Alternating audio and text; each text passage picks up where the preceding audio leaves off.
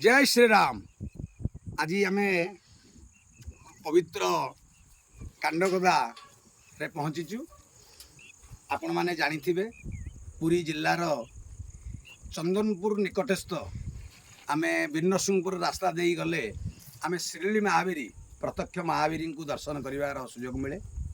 तो आमे समस्त गोटे कथा अच्छी श्रीली महावीरी लांज 5 किलोमीटर दूर रे पड़ी एक बिल मध्य। तो से जो लांज पड़ी बिल मध्य आज से पवित्र स्थली श्रीली महावीर लांज दर्शन करने आमर ग्रुप आसी पहुँची। तो से जो पवित्र गाँ नाटी हूँ कांडगदा।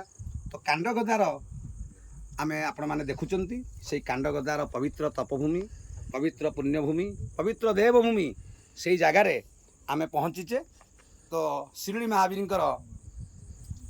जो लांज आपण मैंने देखुं सी हूँ श्रीली महावीरी निकटस्थ 5 किलोमीटर दूर रे कांडगदा ग्राम रे पड़ी। आपण मैंने जितेबाला भी श्रीली महावीरी दर्शन करने को आसबे निश्चित प्रभुंकर लांजर दर्शन प्राप्ति करंतु। जय बजरंगबली, जय हनुमान, जय श्री राम, पवन सुत हनुमान की जय। जय श्री राम, जय श्री राम, जय श्री राम।